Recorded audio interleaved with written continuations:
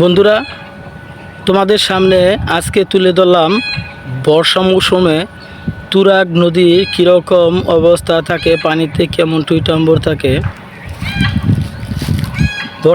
তুরাগ নদী কেমন পানিতে টুইটাম্বর ভরে থাকে সেই দৃশ্যটি তোমাদের সামনে তুলে ধরলাম।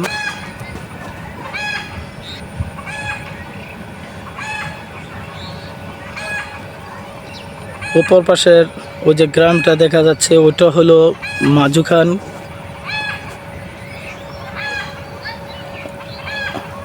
অনেক দূর, এটা কিন্তু নদীর ওই পার। আর এই যে এখানে যে গ্রামটা দেখা যাচ্ছে তাল গাছ বিন্দু, ওটা কিন্তু মারুগা গ্রাম।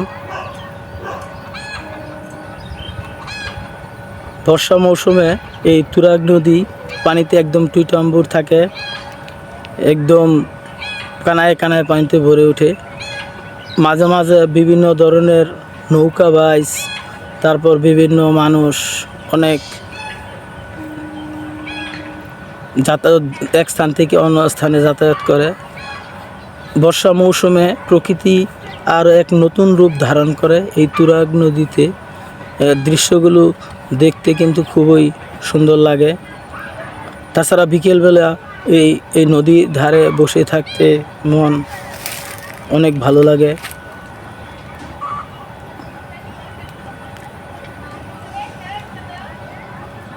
তুরাগ নদীটি ছোট হলো, এটা কিন্তু অনেক পূর্বকাল থেকে, প্রাচীনকাল থেকে অনেক ঐতিহ্য বহন করেছে। এক সময় এই নদীটি ছিল অত্র এলাকার একমাত্র যোগাযোগের মাধ্যম। আজ যাতায়াত ব্যবস্থার উন্নতির ফলে বর্তমানে নদীপথে যাতায়াতের ব্যবস্থা এখন বর্তমানে বিলীন হওয়ার পথে। মানুষ এখন যোগাযোগের জন্য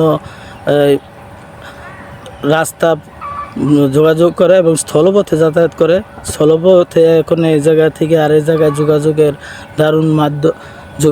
দারুণ মাধ্যম হিসাবে, আধুনিক মাধ্যম হিসাবে গড়ে উঠেছে নদীপথ।